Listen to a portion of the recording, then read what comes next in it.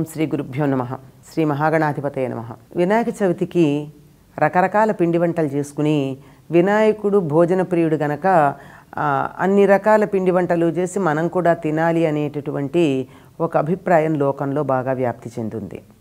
కానీ వినాయకుడికి నివేదన చేయవలసినటువంటి పదార్థాలు మాత్రం తప్పనిసరిగా ఏముంటాయో తెలుసుకుందాం. మిగిలినవన్నీ వినాయకుడి పేరు చెప్పి మనం తినడానికి బాగుంటాయి కదా, ఎన్నైనా చేసుకోవచ్చు. ఆయనకి ప్రధానంగా ఉండవలసింది ఏమిటి అంటే వడపప్పు, పానకం. ఇంకొకటి వడపప్పు అంటే పెసరపప్పు నానబెట్టి నీళ్లు తీసేసి వాడేసిన పప్పు వడపప్పు అంటాం. అంతేకాదు మిగిలిన ఎవరికి లేని ఒక విశేషం నానుబ్రాలు అనేది ఉంటాయి. నానుబ్రాలు అంటే బియ్యాన్ని నానబెట్టి మెత్తగా అయిన తర్వాత అది దాంట్లో సాధారణంగా ఈ పెసరపప్పు కూడా కలిపేటటువంటి పద్ధతి ఉంది. అవి అటుపైన పానకం, చలిమిడి. చలిమిడి అంటే వండిన చలిమిడి కాదు, పచ్చి చలిమిడి అంటారు. అంటే తడి బియ్యాన్ని పిండిగా చేసి ఆ పిండిలో బెల్లం కలిపి ముద్దగా తయారు చేసేది చలిమిడి. ఇవి ప్రధానంగా నివేదన చేయవలసినటువంటివి. అటు పిమ్మట ఇష్టమైనటువంటి దానికి పళ్ళల్లో అరటిపండు, కొబ్బరికాయ చాలా ప్రీతి. అటుపైన ఎన్ని రకాల ఫలాలు దొరుకుతాయో అవన్నీ మనం ఇష్టంగా ఉంటే నివేదన చేయొచ్చు, లభ్యమైనట్టయితే. కానీ ఇవి మాత్రం ప్రధానం, ఎప్పుడు ఉండేవి. ఆయనకి ఇష్టమైంది. ఎందుకో వెలగపండు కూడా వినాయకుడికి ఇష్టం అంటారు, ఏనుగుకి ఇష్టం అనేమో తెలియదు. కానీ వీటితో పాటుగా వండి చేసే పదార్థాలు ఏమున్నాయి అంటే కుడుములు చేస్తారు. ఈ కుడుములే రకరకాలైనటువంటి పద్ధతుల్లో ఉంటాయి, ఒకే రకమైనటువంటివి కాదు. వీటినే మోదకాలని, కుడుములని, ఉండ్రాళ్ళని మనం చెప్పుకుంటూ ఉంటాం. ఇవి ప్రధానంగా వినాయకుడికి నివేదన చేసేటటువంటి పదార్థాలు. మిగిలినవి మన ఇష్టానుసారంగా చేయొచ్చు. అయితే ఈయనకి ఇంకా ఇష్టమైనవిగా చెప్పేవి ఏమిటి అంటే అటుకులు, పటిక బెల్లం.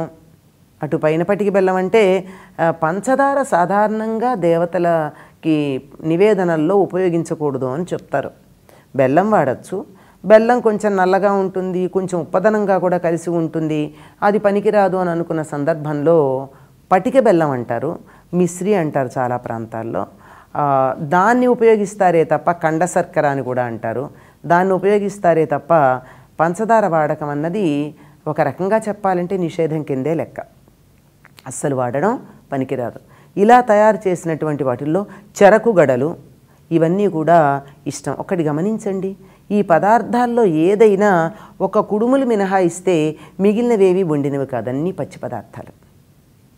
కుడుములు కూడా నూనెతో చేసినవి కాదు, ఆవిరి మీద ఉడకబెట్టినటువంటివి.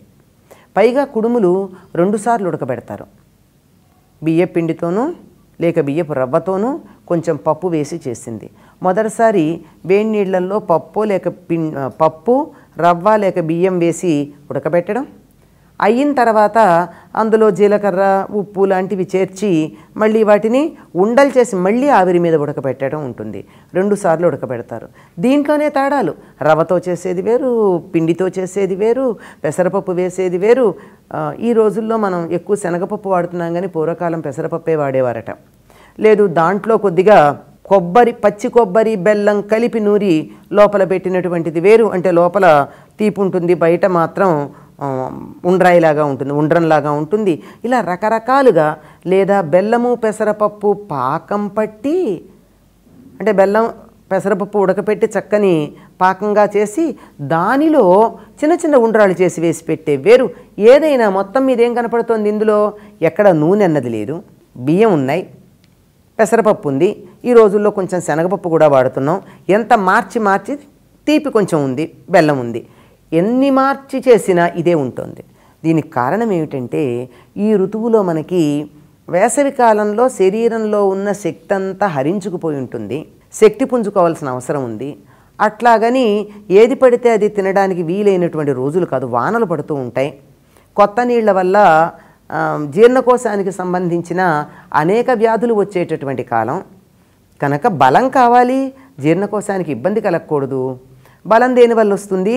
అటు పిండి పదార్థం, ఇటు మాంసకృత్తులు కావాలి.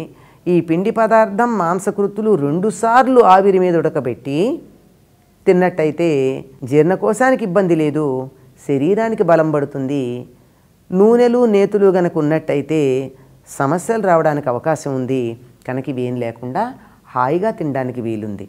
అంటే వినాయకుడికి కుడుములు నివేదన చేయడం వెనకాల ఇంతటి ఆరోగ్య స్పృహ ఉంది అని అర్థం చేసుకోవాలి. వినాయకుడికి ఏది కూడా నూనెలో వేయించి లేక నేతిలో వేయించినటువంటి పదార్థాలు నివేదన చేయడం కనపడదు. ఇవి చేసిన తర్వాత మిగిలినవి ఏమైనా గారెలు లాంటివి చేసుకుంటే వినాయకుడికి పెట్టచ్చు. ఆయన పూజ చేశాం గనక ఆయనకి పెట్టి మన ఇష్టంగా మనం తింటాం. ప్రధానంగా ఇది ఇంకా గట్టిగా ఏదైనా చేయాలంటే ఆవు పాలతో చేసిన బెల్లం వేసిన పాయసం కూడా పెట్టచ్చు.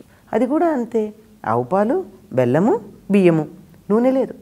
ఇటువంటి పదార్థాలు వినాయకుడి పేరు చెప్పి ఆయనకి నివేదనగా చేసి మనం స్వీకరించటం వల్ల ఆయన తృప్తి చెందుతాడు, మనకు కూడా ఆరోగ్యం ఉంటుంది. స్వస్తి.